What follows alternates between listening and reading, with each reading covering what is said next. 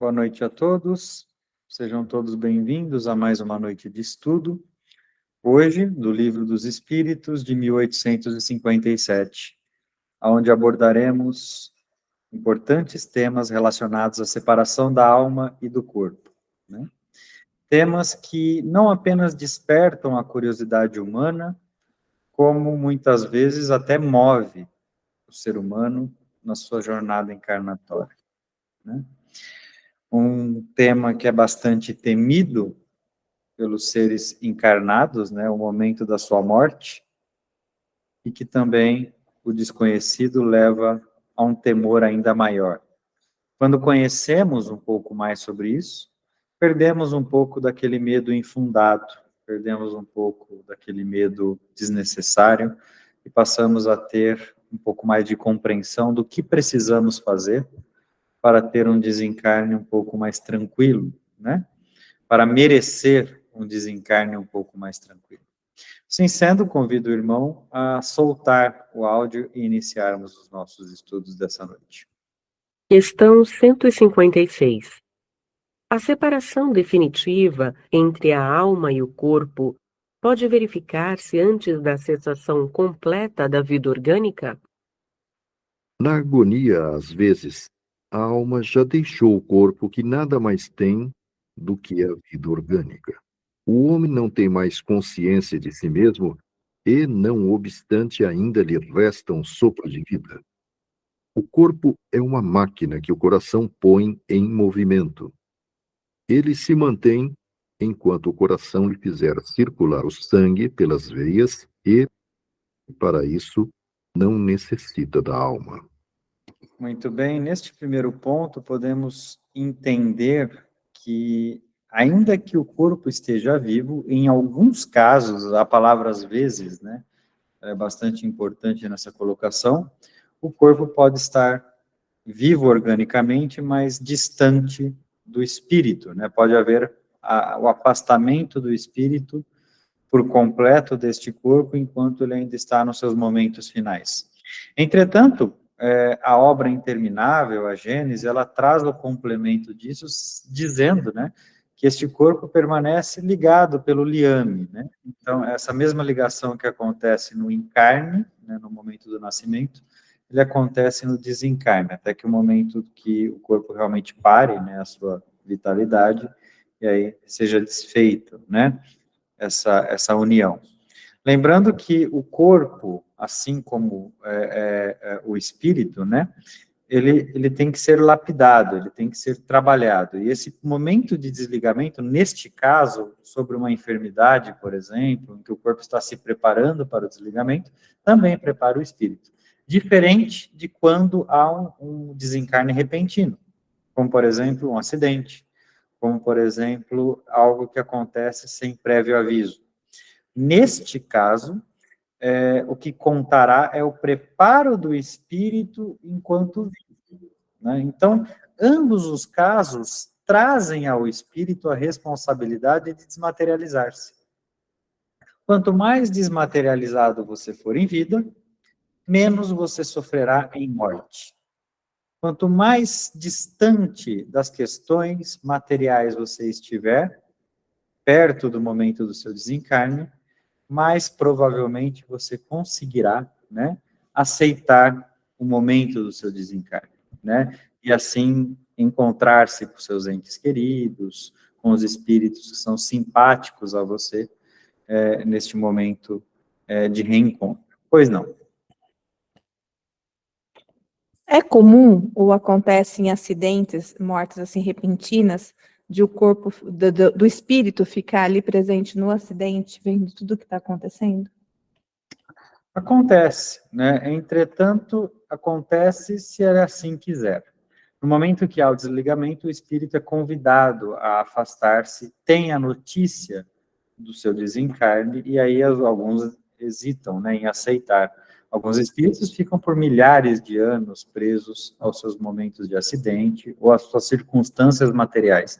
Entretanto, são convidados a desvencilhar. É por isso, por exemplo, que como eu previno este episódio? Eu previno preparando o meu espírito para a minha morte. preparando, aceitando, entendendo um pouco mais como será após o meu desencarne. Quando eu consigo adquirir essas compreensões, não importa a forma que aconteça o meu desencarne, eu estarei pronto para aceitar e receber a missão que Deus me designou. Respondeu? Pois não, Alfonso? Boa noite. Na época de Kardec, o principal indicativo de morte era a parada cardíaca, né? A parada de pulsação. Hoje, a morte cerebral é colocado como esse indicativo. Isso é essencial na questão do transplante de órgãos, né? Existe algum indicativo espiritual que a gente possa observar que nos traga esse indicativo? Porque imagino que vai ter um tempo, um dia no futuro, que consigamos até transplantes de cérebro. Como é que poderíamos fazer isso com o cérebro já morto? Então, tem algum outro indicativo espiritual que a gente consiga identificar? Não, na verdade, como você disse, bem dito, né? Na época de Kardec, o coração era o órgão que sustentava a vida. Hoje tem-se a compreensão que existem outros órgãos, né?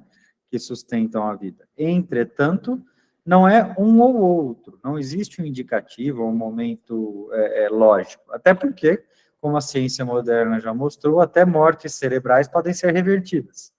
Né? Então, depende de cada caso, não existe uma regra, nós não podemos padronizar este momento de desencarne. Ele é definido apenas por Deus, né? E conforme a ciência aumenta e evolui, vai dando sobrevida aos irmãos que possuem o merecimento. Entretanto, sobrevida não é eternidade, né? Chega um momento em que, por mais que você transplante todos os seus órgãos, chega o momento da sua partida mesmo, né?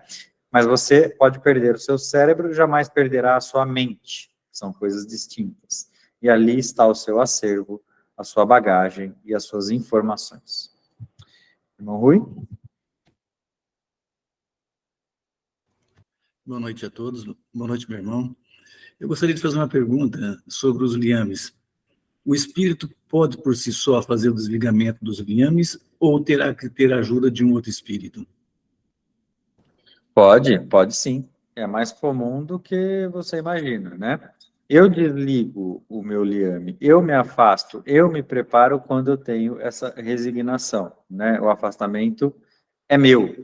O que liga eu à minha matéria é o meu pensamento, né? E não outros espíritos. Os espíritos ajudam a ligar quando eu não tenho consciência para isso, no meu nascimento. Mas na minha morte eu já tenho consciência, então, quer dizer, eu posso sim, depois de afastar-se materialmente e espiritualmente do meu corpo, afastar-se da matéria, né, a qual eu pertenci. Pois não.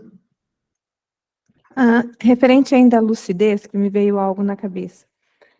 Quando a pessoa desencarna, essa lucidez ao retornar ao plano espiritual, ela está também vinculada ao estágio evolutivo da pessoa? Não necessariamente ao estágio evolutivo, mas ao estágio consciente da pessoa, né? Pode sim, claro, que quanto mais evoluído eu for, mais fácil irei adquirir a consciência necessária para aceitar a minha morte.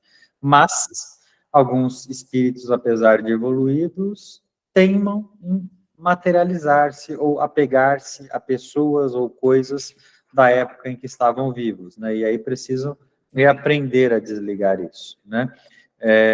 Então, tem relação, mas não é necessariamente relacionado, né? Tem a ver com a desmaterialização e não propriamente apenas ou tão somente a evolução. Pois não? Podemos dizer, então, que o desligamento, aquela perturbação pós-morte, né?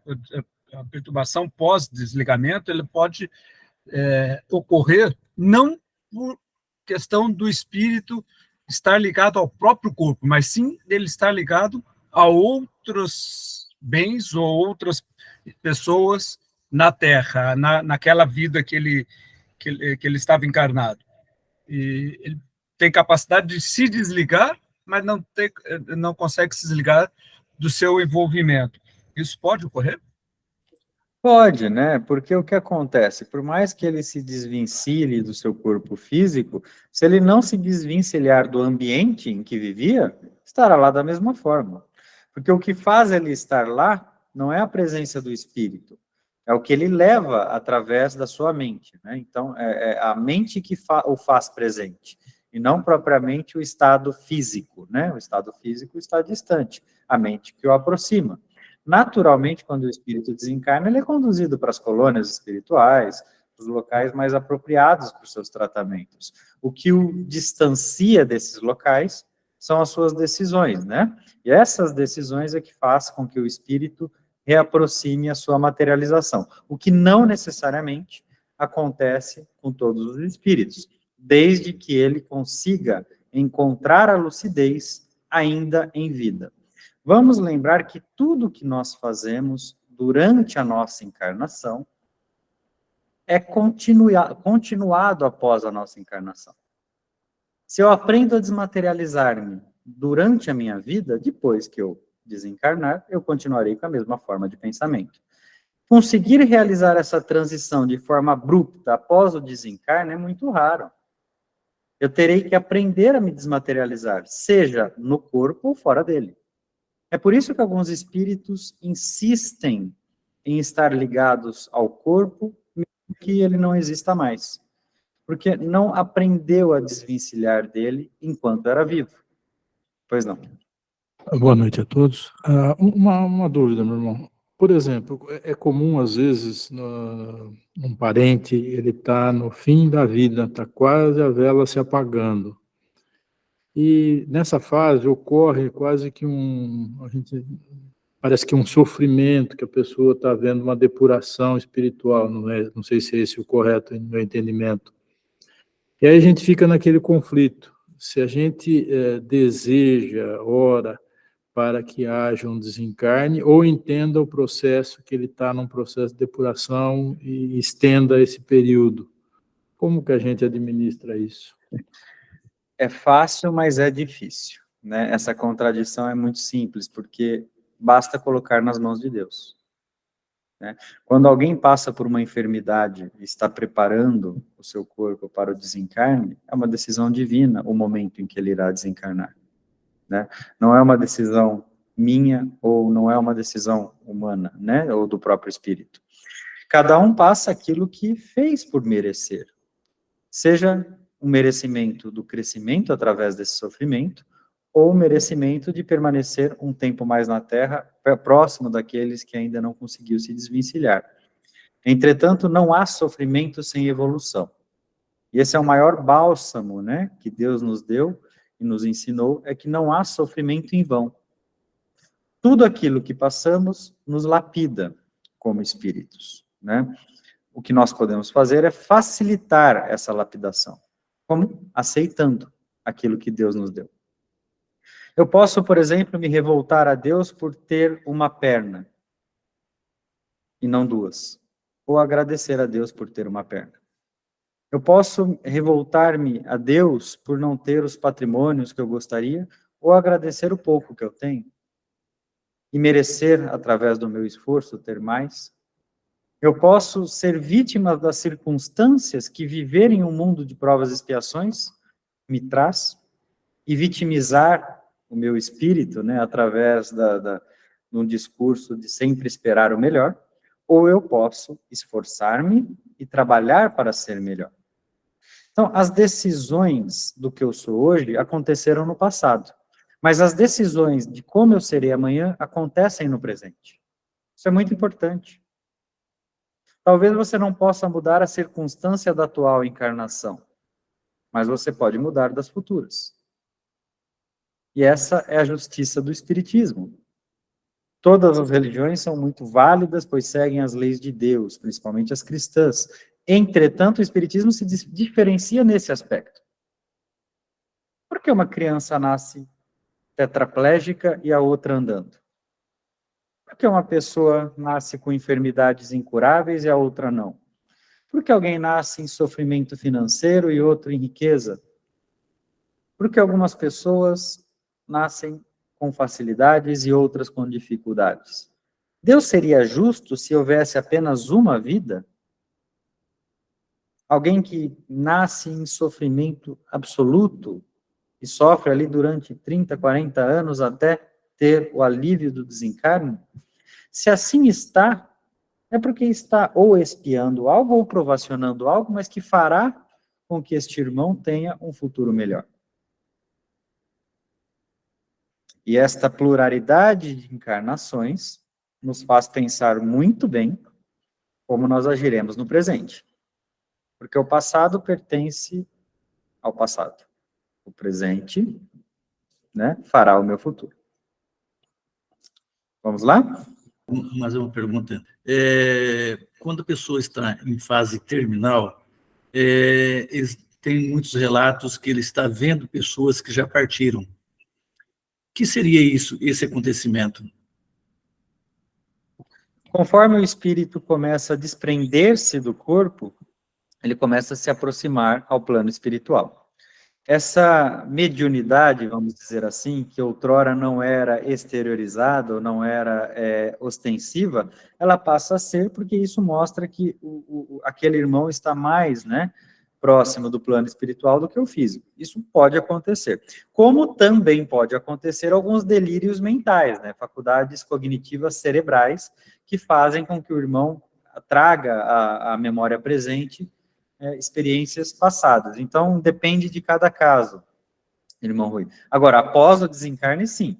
Este irmão, geralmente, né, encontra aqueles que têm afeto para receberem e fazê-lo aceitar, né, a nova existência.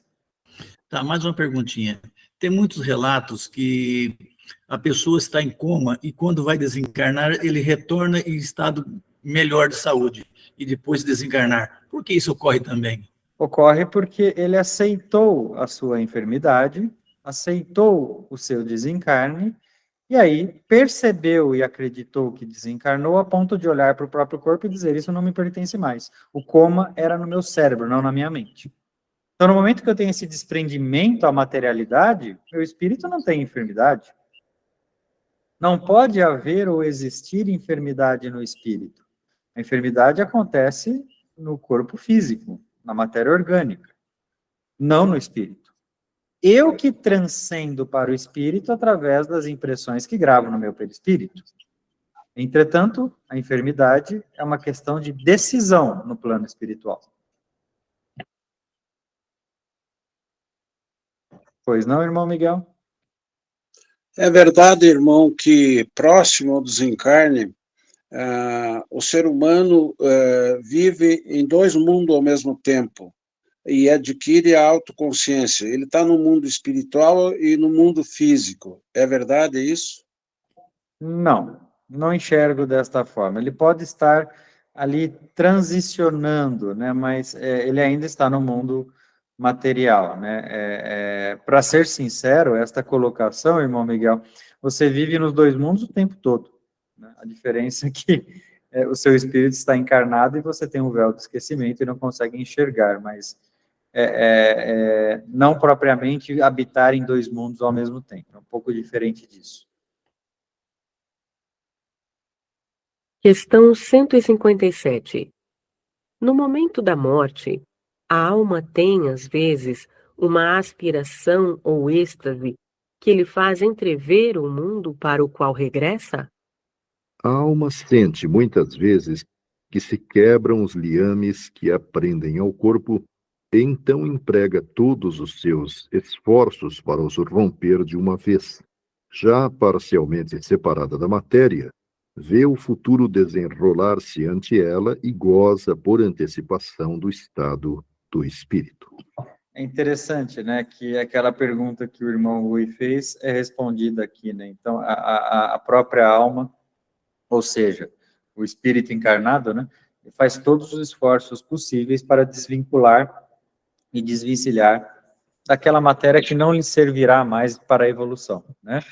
Então, mas lembrando que isto num caso de um espírito com certa evolução, de um espírito que viveu um certo grau de compreensão, diferentemente de espíritos que viveram em sofrimento e em dor, que ainda demorarão muito mais tempo, né, para desvincular-se do seu estado corpóreo. Questão 158. O exemplo da larva, que primeiro se arrasta pela terra, depois se fecha na crisálida, numa morte aparente, para renascer numa existência brilhante, pode dar-nos uma ideia da vida terrena, seguida do túmulo e, por fim, de uma nova existência? Uma pálida ideia. A imagem é boa, mas é necessário não tomá-la ao pé da letra, como sempre o fazeis. O irmão usa o exemplo da lagarta que se torna borboleta, né? Então, a lagarta vive ali rastejando, aí consegue encasular-se, né? Consegue entrar no seu casulo, e após uma transformação, torna-se borboleta e voa, né? Isso é uma ideia realmente muito vaga, né? Da transformação da vida material para a espiritual. Até porque dá-se uma ideia, mas não real. Até porque você sempre foi borboleta, né? A diferença é que você se enxerga como lagarto, né? O espírito habitando um corpo não deixa de ser um espírito. Por exemplo, você tem os estados sonambúlicos, né? Quando você dorme, por exemplo, em que você está num corpo, mas durante o sono consegue desvencilhar-se ele, apesar de preso pelo liame. Você tem todas as capacidades intelectuais e telepáticas, né, que o espírito tem fora da sua matéria. Entretanto, dá uma ideia dessa transformação quando bem sucedida, né, quando o espírito já está com um certo grau de evolução e não em sofrimento. Pois não, irmão? Eu gostaria de acrescentar que há dias eu fiz uma analogia sobre esse processo de metamorfose. A lagarta, quando vai se transformando em borboleta, ela vai sentindo o corpo mais pesado e vai sentindo que ela está se transformando. Só que, neste momento, se perguntasse para ela se ela queria ser borboleta ou continuar como lagarta, certamente ela poderia até querer ser lagarta, tá? E acontece que, para ela completar esse processo de metamorfose, ela tem que transcender, ela tem que querer deixar de ser lagarta e ser borboleta. Porque nós não viemos aqui para sofrer. O sofrimento é a causa para a nossa evolução. O transcender acontece em todas as espécies e principalmente em todas as etapas, né, irmão?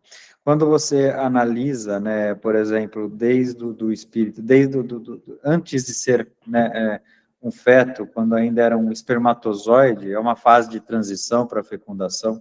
O espírito, quando vai desencarnar, é outra fase de transição. Quando vai reencarnar, é outra fase de transição. Então, transcender faz parte da nossa existência. E claro que deixar essa zona de conforto, né, é que nos faz crescer. E não é fácil deixar a zona de conforto. Para deixar a zona de conforto, salvo e resguardo as devidas proporções, é necessário que tenhamos uma palavra: fé. E desenvolver a fé não é para qualquer espírito, é necessário termos já certos níveis de evolução, certos níveis de intelecto para conseguirmos desenvolver a nossa fé e entender que ser lagarta não é tão bom quanto ser borboleta, né? Por mais que nós vejamos as borboletas voando por aí, nós insistimos, quantas vezes, agora eu vou fazer até uma metáfora, quantas vezes nós insistimos em ser lagarta vendo as borboletas voando? Né? Eu vejo pessoas bem-sucedidas, prosperando, saudáveis, mas será que eu estou disposto a me esforçar o quanto elas se esforçaram para estar em pleno voo? Eu vejo pessoas, por exemplo, com enfermidades terríveis e com limitações imensuráveis, contentes e felizes pela sua situação. Mas será que eu estou disposto a passar pelo mesmo processo de dor e sofrimento, aceitando aquilo que Deus me destinou? Eu posso ver, por exemplo, uma pessoa que não tem os 2 braços e as 2 pernas, tem apenas o toco da sua existência, palestrando em cima de um palco, sendo um alvo motivacional, e eu posso ver uma pessoa plenamente saudável em depressão profunda, em tristeza e agonia, por não aceitar aquilo que é. Então, a decisão também cabe a nós. Obrigado pela complementação da resposta. O meu pensamento é dessa forma. Obrigado, irmão. Vamos seguir a nossa leitura. Vamos lá, por favor. Questão 159. Que sensação experimenta a alma no momento em que se reconhece no mundo dos espíritos? Depende. Se fizeste o mal com o desejo de fazê-lo, estarás, no primeiro momento, envergonhado de o haver feito. Para o justo, é muito diferente. Ele se sente aliviado de um grande peso, porque não receia nenhum olhar perquiridor. Quem aqui acredita que está na condição de justo, né? Que ao desencarnar irá sentir-se aliviado? Por favor, erga a mão. Eu estou muito longe da justiça divina, mas eu já imagino que o desencarne vai ser um alívio. Pois imagina, provavelmente errado, no mundo de provas e expiações. Por quê? Por mais que você possa orgulhar-se do que você é hoje, você está vendo uma fotografia do momento. Então, hoje você segue a Deus, você é caridoso, você é amoroso. Você tem que analisar toda a sua encarnação, inclusive os períodos que você não orgulhava tanto das suas ações ou do seu comportamento. E é por isso que o espírito, ao desencarnar, ele tem ainda alguns processos de vergonha de algumas situações. Mas começar a mudança é a melhor forma de envergonhar-se menos e por menos tempo, tá? Mas no mundo de provas e expiações é muito difícil, né? Encontrar irmãos que já estejam neste nível de evolução, apesar de nunca ser tarde, dependendo do esforço praticado para a sua redenção. No mundo de provas e expiações, quando nós desencarnamos, né, já passei por isso, nós olhamos para um espelho e falamos que nós fizemos muito menos do que poderíamos ter feito, fizemos muito mais mal do que gostaríamos de ter feito. Esta é a realidade da nossa consciência, né? Nua e crua, despida do nosso orgulho, despida do nosso egoísmo e a fotografia real daquilo que somos. Mas começar é o único caminho. Não tem como, né? Nós não começarmos. Irmão Rui? Meu irmão, quando fala fazer o mal com desejo de fazer o mal, aumenta mais a responsabilidade, aumenta mais ainda o compromisso perante a espiritualidade do que aquele que não tinha consciência? É claro, aquele que faz o mal sem querer, claro, não deixou de fazer o mal, ainda assim não intencionou praticar o mal. Agora, vamos entender isso. Fazer o mal com o desejo de fazer. Volte ao mal a si mesmo. O desejo de fazer não significa querer fazer o mal, significa conhecer o mal que está fazendo. Já basta. Então, vamos supor, eu sei que não fazer exercício físico é fazer o mal à minha saúde, mas eu não pratico, eu estou fazendo mal com o desejo de fazer. Porque eu poderia agir diferente, não ajo por livre-arbítrio. Então, é este grau de dificuldade, né, que nos mostra, né? Conheço, mas faço diferente. Diferentemente de alguém que vive em condições simples de ignorância e de não conhecimento, que aí não fazem, né, o mal por querer ou por conhecimento, fazem por ignorância. Este ser, né, ele tem bastante abrandado o mal que pratica. Pois não? Eu lembro o meu propósito de vida. Certamente, quando eu estiver do seu lado aí, eu tenha feito tudo o que eu vim fazer, mas certamente que não vou fazer. Irmão Miguel, estar do meu lado não é tão difícil assim, tá? Difícil é estar do lado de espíritos realmente evoluídos, tá? E aí, quando eu estiver, eu te conto também. Estar do meu lado não precisa de muito esforço, pouquinho de conhecimento e algumas boas ações. Mas obrigado, né? Com certeza já terá aprendido a lição. Vamos lá. Questão 160. O espírito encontra imediatamente aqueles que conheceu na Terra e que morreram antes dele? Sim, segundo a afeição que tenham mantido reciprocamente. Quase sempre eles o veem receber, na sua volta, ao mundo dos espíritos e o ajudam a se libertar das faixas da matéria. Eu queria parar o trecho aqui no meio, antes do ponto, né? Porque tem uma palavra aqui que chamou bastante atenção na resposta do nosso irmão, que é a palavra recíproco, né? Então vamos ler novamente esse pedaço, né? E entender. Sim, segundo a afeição que tenham mantido reciprocamente, ou seja, não adianta eu ter afeição por alguém, mas esse espírito não estar. No momento que eu desencarno, eu aproximo alguém que tem reciprocidade nesse amor. Então, vamos imaginar a mãe que vem buscar um filho, o filho ama a mãe ama o filho. Mas, por exemplo, um amante, né, um marido, uma esposa, que não tinha reciprocidade do amor, não irá, né, simpatizar com aquela vibração. Então, o amor tem que ser recíproco para que haja essa recepção. E, claro, ter uma utilidade de evolução. Não é uma regra. Muitas vezes eu recebo também irmãos de outras vidas, né? Espíritos que eu tive familiares em outras existências, mas que têm grande afeição. E assim será, né? Então, tudo depende dos dois lados. Pode continuar, irmão Eduardo. Vê também a muitos que havia perdido de vista durante a passagem pela Terra. Vê os que estão na erraticidade, bem como os que se encontram encarnados que vai visitar. Então, também existem outras situações, né? Desde que haja a reciprocidade de afeição. Isso é uma... E aí tem um ponto que vale a pena debater, tá? Quando falamos em reciprocidade de afeição, estamos falando para todas as circunstâncias da nossa existência. Se você está obsediado por um espírito, é porque você é recíproco na energia. Se você está abençoado por um espírito, é porque você tem uma recíproca na energia. Você aproxima o seu mentor ou o seu obsessor de acordo com aquilo que você vibra. Então, a reciprocidade de afeição, de afeto ou de intenção, ela é que rege o nosso estado vibratório. Eu vou repetir, muito importante isso.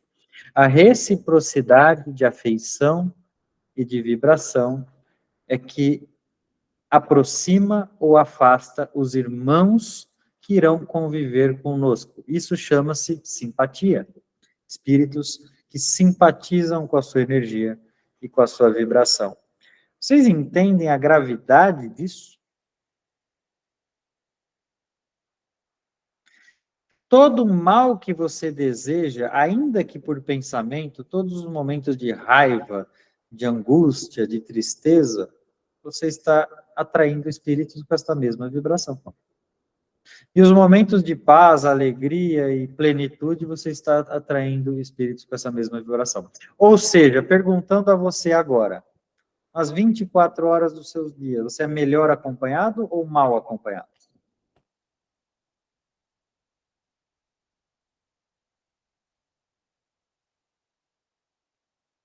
Vamos lá, irmãos. Melhor acompanhado. Eu acho que depende da vibração de cada um. Mas é isso que eu estou perguntando. No seu caso, você é bem acompanhado nas 24 horas ou mal acompanhado? Ah, eu acho que eu sou bem. Eu não posso reclamar, não. Tudo bem. Quem mais? Bem acompanhada também. Puxa vida, hein? Que bom. Alguém mal acompanhado aí? Eu acho que mais mal acompanhado, irmão, porque é difícil manter a constância de uma vibração positiva. O que importa, irmão Paulo, irmão Regiane, é entender como eu faço para ser bem acompanhado. E aí já está o segredo, né? Já entendi. Né? O que eu preciso ser e fazer? Preciso estar com os meus pensamentos em ordem, né? Eu preciso estar com a minha vibração em paz. Eu preciso estar grato àquilo que Deus me deu e não revoltado com aquilo que Ele deixou de me dar. Né? Então, este é o segredo da minha companhia espiritual e também da minha evolução por consequência. Pois não. Deixa eu ver se eu entendi, tá? Porque é o exercício que eu faço. Mesmo que eu não esteja bem, eu procuro melhorar o mais rápido possível para sair dessa condição e voltar na minha vibração normal. Perfeito. Mas você só terá a boa companhia quando você conseguir voltar. Sim, por isso eu falo, aí o exercício de estar sempre do autoconhecimento, porque a única forma que eu consigo controlar isso é me observando. O autoconhecimento que gera, por consequência, o autocontrole, que é tão importante no processo, né, vibracional. E aí eu vejo que as pessoas desprezam a importância da vibração. A vibração tudo é energia, irmãos. Tudo, absolutamente tudo, é energia. A ciência da Terra já tem trazido, e cada vez mais traz, conhecimentos específicos sobre o poder da energia e a influência que ela traz em nossa saúde física. Por exemplo, pesquisas trazem e mostram que o antigo, por exemplo, tratamento de Parkinson, vamos pegar o tratamento de Parkinson, as pessoas tratavam Parkinson com neuroestimuladores de dopamina.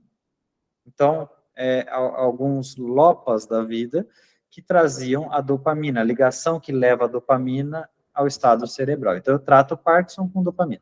Acontece que depois de 10 anos de tratamento, 5 anos, 10 anos, o meu corpo ele tem um excesso dessa dopamina, eu começo com movimentos involuntários, eu começo a ter as consequências desse excesso.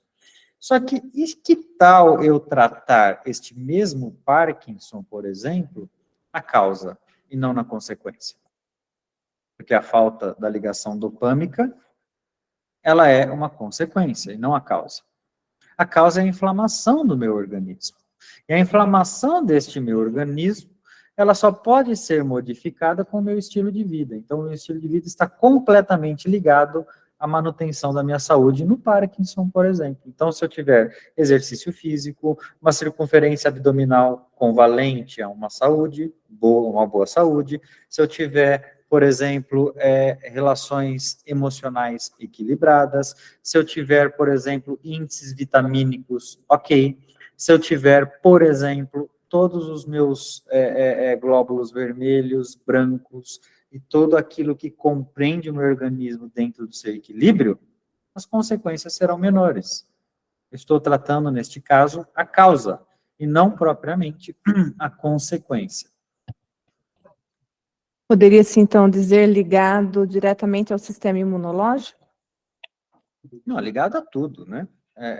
Quando você muda o seu estilo de vida, quando você tem, por exemplo, uma vida com uma alimentação saudável, exercício físico, bastante ingestão de líquido, água e um exame sanguíneo invejável, você não tem inflamação.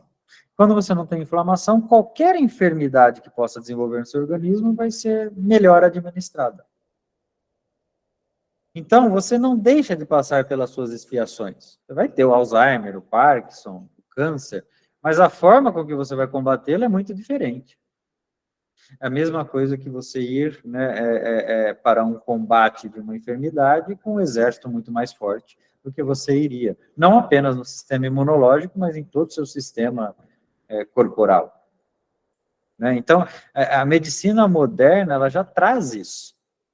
Né? Então, eu vou entender como estão minhas homocisteínas, eu vou entender como está os meus índices de vitamina B12, de ferro, de magnésio, o equilíbrio. Por exemplo, pacientes de Parkinson, eles demonstram alto magnésio e baixo ferro. Por quê? A ciência da Terra já entendeu isso. Então, o equilíbrio orgânico, né, ele faz com que o meu corpo possa combater melhor as minhas enfermidades. Pacientes de câncer, por exemplo, têm que ter um baixo índice de gordura, porque é através da gordura que eu prolifero ou causo a metástase no meu organismo. Sem a gordura, eu tenho menos sucessão. A célula que compõe o músculo não é tão capaz de ser cancerígena quanto a célula que compõe a gordura. E quando eu tenho esses níveis de compreensões científicos, eu chego à conclusão da dica da vovó, que é se alimente bem, faça exercício, durma bem. Volta aos primórdios, uma coisa que você sabe desde as épocas de Cristo, que é ter uma vida equilibrada. E não é nada de mirabolante, você não precisa fazer suplementos vitamínicos importantes, você não precisa ter tratamentos mirabolantes, nada, é uma vida equilibrada. O organismo não inflamado. Né? E quando essa balança pende para o equilíbrio, o seu organismo combate qualquer coisa. Agora, não adianta eu achar que eu vou ter um organismo equilibrado, porque eu tomo os medicamentos corretos, e uma circunferência abdominal de 120. Não vou ter. Essa gordura visceral será o maior gatilho de todas as enfermidades que acontecerão no meu organismo. Por que eu estou entrando tecnicamente na ciência moderna? Para vocês entenderem que, no fundo, no final da história, sou eu que decido o preparo que eu terei para enfrentar a minha encarnação, consequentemente, a longevidade que eu terei. Pois não. É o que anda trazendo muito no meio universitário, que é o biopsicossocial, o biológico, o psíquico e o ambiente, que é o social que a pessoa vive. Então, é a junção de todos esses fatores para se ter uma vida equilibrada. Sim, também. É um equilíbrio de vida, né? Vamos dizer assim, é uma vida saudável. E aí, claro que vida saudável contempla as questões da mente, mas influencia também. Se eu faço exercício físico, eu tenho, por exemplo, liberação de algumas substâncias que me dão prazer, alegria e que também previnem, por exemplo, a gente estava falando do Parkinson. Porque quando eu corro, por exemplo, eu tenho dopamina. Quando eu tenho um sono equilibrado, eu tenho dopamina. Eu tendo a dopamina naturalmente, eu não preciso ingeri-la de forma química. Não tem as consequências da ingestão de forma química. Então, olha como é interessante, né? Que no final da história, eu entendo por que aquele trabalhador rural viveu 99 anos. No final, eu entendo porque uma pessoa, por exemplo, não pegava nada, mas trabalhava no sol 12 horas e morreu com 99. Sim, o sol, vitamina D, aquilo que você toma da farmácia para ter 30 no limite mínimo. O irmão com 12 horas de sol, ele tem 90. O sistema imunológico é muito mais forte do que o seu. Então, assim, a ciência ela só demonstra aquilo que é óbvio. Né? Não adianta eu pensar que ingerindo altas doses de bebida alcoólica, tabagismo, gordura e tudo isso eu vou ter uma qualidade de vida, um sistema bom para combater as enfermidades que virão. Você já está tão cambaleando quando você está com o organismo assim que uma gripe te mata. E não é Deus, é sua decisão. Deus te deu um organismo capaz de se exercitar, de ter um equilíbrio, de ter uma... Você escolheu. De certa forma, é uma espécie de suicídio. Muito mais leve, né? Mas é um suicídio. Não deixa de ser. Desde que você tenha o conhecimento. Você não tem o conhecimento? Então, por que não faz diferente? É interessante isso, né? Isso nos tira da zona de conforto, porque é quebrar a cultura que nós fomos criados muitas vezes, enquanto estamos no mundo de provas e expiações. Mas hoje, a ciência traz. Tudo, absolutamente tudo, é controlado com equilíbrio. Voltando um pouquinho na questão 160, sobre encontrar os antecedentes, né? Que haja uma reciprocidade de sentimento. Em ocasiões excepcionais, um espírito pode deixar o orbe que ele teve a encarnação dele. Ainda assim, é assegurado esse contato? Assegurado não há nada, né, no plano espiritual, mas é como se houver grande simpatia, ele passa certo período para depois partir para o próximo orbe, né? A lei da atração e a simpatia atrai entre mundos espíritos, né? Então não há fronteiras. É diferente, porque a distância física que você enxerga, por exemplo, hoje se você tiver que ir para Manaus, você vai precisar de 4 horas de avião. Como espírito, você não precisa de nada, entendeu? Então, essa é a facilidade, né, do deslocamento e assim sucessivamente. Questão 161. Na morte violenta ou acidental, quando os órgãos ainda não se debilitaram pela idade ou pelas doenças, a separação da alma e a cessação da vida se verificam simultaneamente? Geralmente é assim, mas em todos os casos, o instante que o separa é muito curto. É aquilo que nós havíamos até previamente comentado. Quando há uma separação abrupta, né, a alma e existe uma separação, né, da alma e a vida de forma quase que simultânea, né? E nesses casos, o espírito às vezes fica um período confuso, né, e não entendendo o que aconteceu. Mas pode não ficar confuso se tiver previamente o preparo, o estudo. Então, por exemplo, os irmãos que estudam aqui, se sofreram um acidente e desencarnarem abruptamente, já terão o conhecimento. Então, só vão precisar entender que sofreram um acidente. No momento que entenderem isso, já sabem como funciona o processo. Um grande diferencial, né, no plano espiritual, né?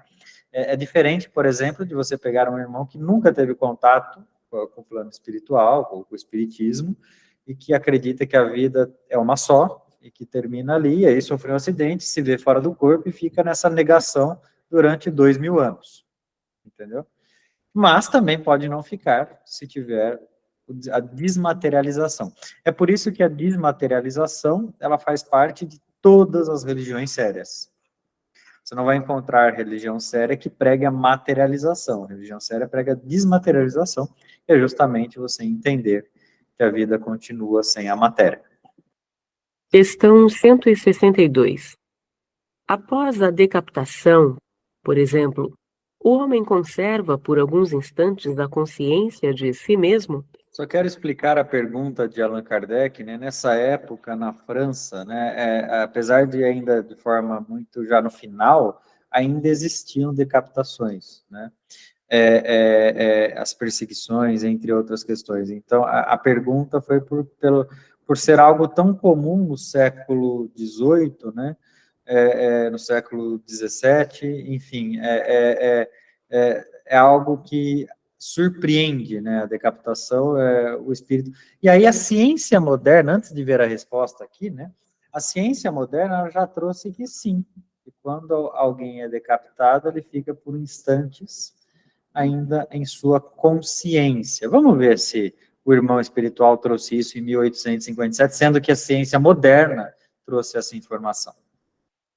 Frequentemente, ele a conserva por alguns minutos, até que a vida orgânica se extingua de uma vez. Mas, muitas vezes, a preocupação da morte lhe faz perder a consciência antes do instante do suplício. A ciência moderna também traz essa informação. Então, por exemplo, se alguém cair em queda livre de um avião, morre antes de chegar no chão. Vocês não ouviram falar isso? Já? Alguém que vai sofrer um acidente, desliga, como antes de acontecer o acidente. Por que isso acontece? É um sistema de defesa do nosso organismo para não sentir a dor extrema. Nosso organismo trabalha desta forma. Então, percebeu a iminência da morte, a gente morre antes. De alguma forma.